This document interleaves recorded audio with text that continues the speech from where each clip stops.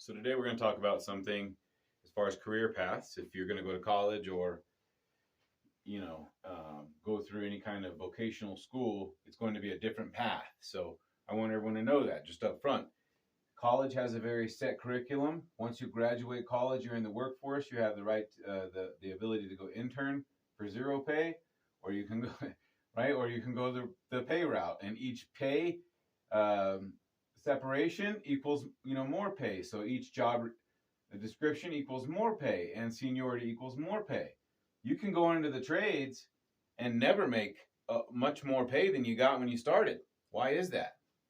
There's no real curriculum. There's no real laid out path for a guy to go into the trades and then all of a sudden be lined out to where he's going to progress. Now, that's not the same as a mechanic as it is in many other fields. Many electricians, these types of people, they know what's going to happen, when it's going to happen. They say 3 to 5 years for an apprenticeship, right, to become a journeyman. That may be in a lot of other trades, but those are certifications that you achieve those journeyman statuses.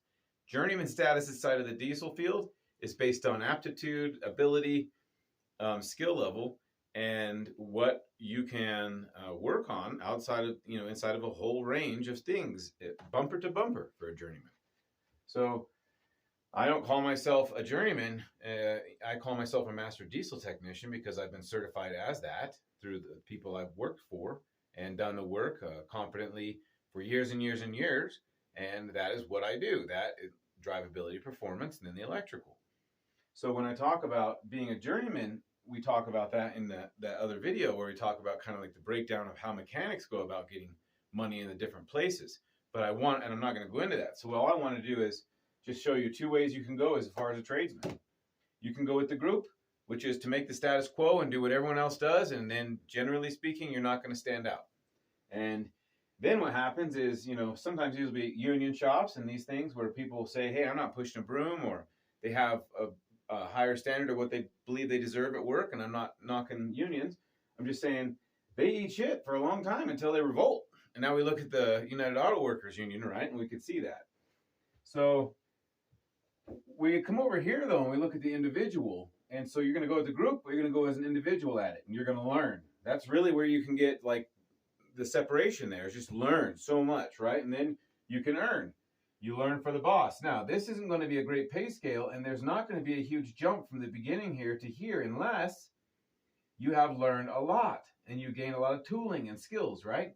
But that's going to be based on each increment that your boss allows you to have, maybe starting out at 20, ending up at 50, but somewhere in that range based on what you learn, what you show for proficiency. As far as an individual, now you can go to a group, the group route, like I said, to a union shop, and everyone gets paid a certain amount of wages. They get paid a certain amount of hours guaranteed to them.